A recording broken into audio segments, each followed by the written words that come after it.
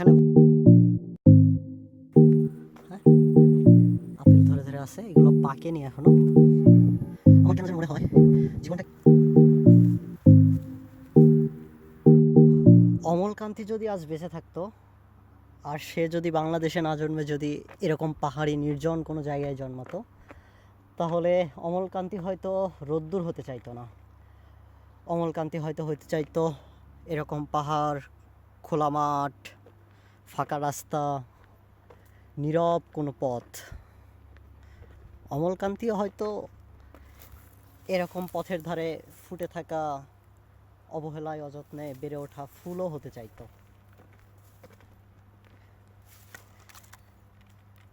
অযত্নে বেড়ে ওঠা কিন্তু সুন্দর।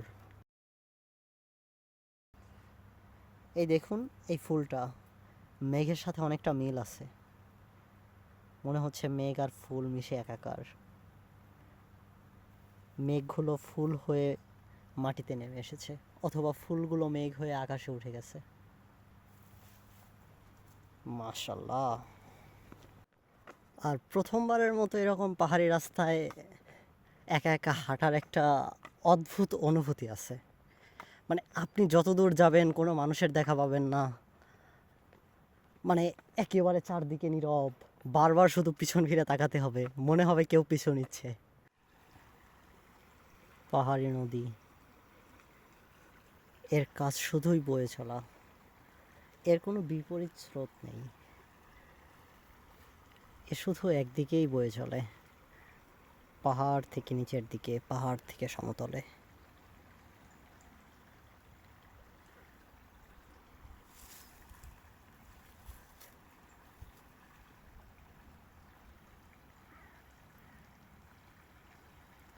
আরেকটা জিনিস এখানে লক্ষ্য করি, সেটা হচ্ছে কাক।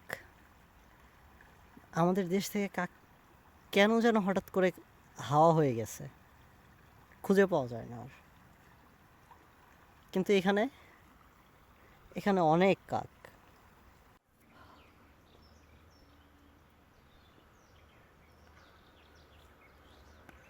সূর্যের রোদ, এই সূর্যের তাপটা অনেকটা রাজশাহীর মতো। রাজশাহীতে যেরকম রোদ ছিল একেবারে। ও, আর এই গাছগুলো, পাহাড়ের ধারে গাছ, এখানে সম্ভবত কারোর ফার্ম আছে। এখানে দেখলাম ওপাশে ঘোড়া ঘোড়া ছাইড়া দেয়া আছে, ফাঁকা মাঠ, এটা পাহাড়ি রাস্তা। এই যে আপেল গাছ, কত শত গাছ, নির্জন পাহাড়ি রাস্তা।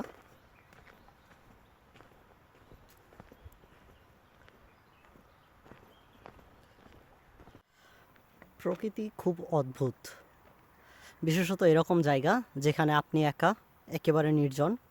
এই জায়গাগুলো আপনাকে একই সাথে সৌন্দর্য দিবে এবং একই সাথে ভয়ও দিবে। এই যে জায়গাটা, এটা হচ্ছে পাহাড়ি নদী, যে নদীটার কথা বললাম। এই যে নদী এই ধার বয়ে চলে গেছে, এপাশে পাহাড়, এটাই পাহাড়, পাহাড়ি জঙ্গল। আর এপাশটা হচ্ছে ফাঁকা মাঠ, এখানে ফসল চাষ হয়। এই যে এপাশে যে ঘরটা, এটা সম্ভবত ওই যে খামার ঘর, এরকম টাইপের কিছু একটা। আর এই যে চারপাশে পাহাড়ে ঘেরা একটা ফসলের ক্ষেত। ও, এখানে এরকম জায়গায় একা একা চলাচল করা একটু ভয় লাগে। যদি পাশে কেউ থাকতো তাহলে জায়গাগুলো অনেক সুন্দরভাবে এক্সপ্লোর করা যাইতো, সৌন্দর্যটা উপভোগ করা যাইতো। এখন ভয় লাগে।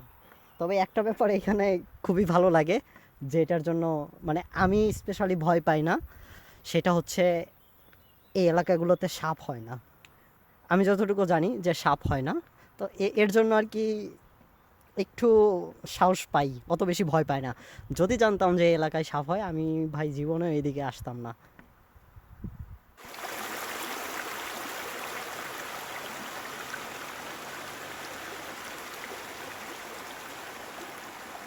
শুনতে পাচ্ছেন? হ্যাঁ, এই শব্দটাই।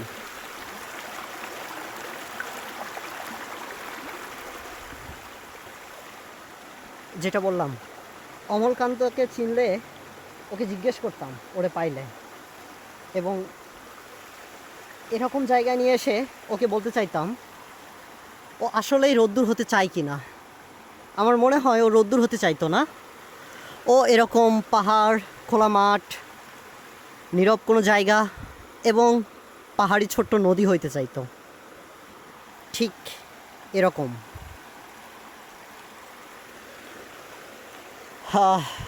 কারো যদি মনে অনেক বেশি দাগ পড়ে থাকে, মন অনেক বেশি ভার, মন খারাপ, তাহলে সে যেন পাহাড়ি এই ছোট্ট নদীগুলোতে আসে। আর এই যে সাউন্ডটা,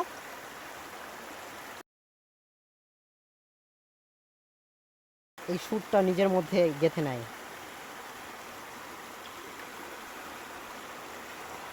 গতকালকে একটা লেখা পড়লাম, সুর নিয়ে লেখা, সুর, যে সুর আমাদের হৃদয়টাকে, আমাদের মানুষের শরীরটাকে কিভাবে পরিচালনা করে।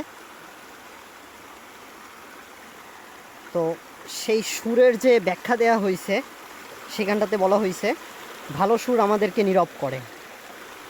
হ্যাঁ, ঠিক এরকম সুর, এই যে শব্দ, এটাও তো একটা সুর। এই সুরগুলো আমাদেরকে নীরব করে, আমাদের মনকে শান্ত করে।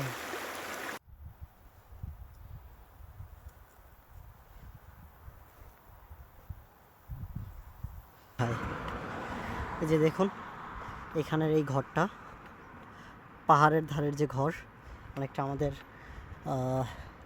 উপজাতিরা যেভাবে ঘর বাঁধে পাহাড়ের ধারে, অনেকটা সেই আদলে তৈরি।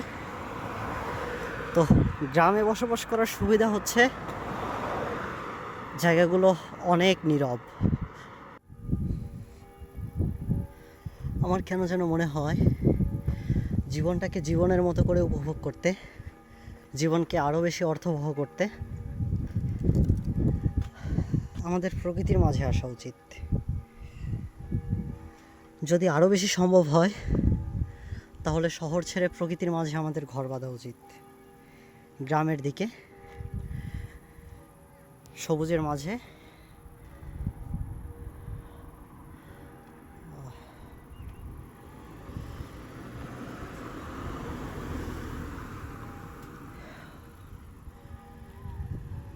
এরকম চারপাশে পাহাড়, সবুজ, তারই মাঝে আমাদের ঘর বাঁধা উচিত।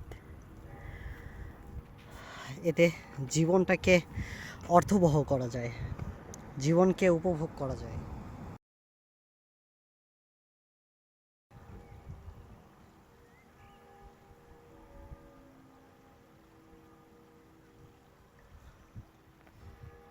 আর এই যে সাউন্ডটা হচ্ছে, এটা খ্রিস্টানদের গির্জা, ওদের প্রার্থনার জন্য ডাকছে। খ্রিস্টানদের নিয়মটা হচ্ছে ওরা ওদের প্রার্থনার জন্য ডাকে ঘন্টা বাজিয়ে, আমাদের যেরকম আজান হয় ওদের ঘন্টা বাজানো হয়। আর এই যে ছোট্ট ড্রেনের মতো, এটা আসলে একটা নদী, পানি অনেক বেশি ঠান্ডা,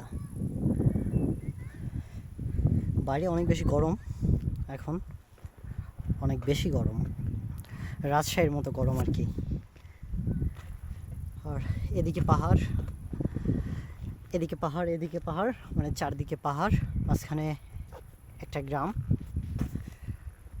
ছোট, শান্ত, নীরব একটা গ্রাম।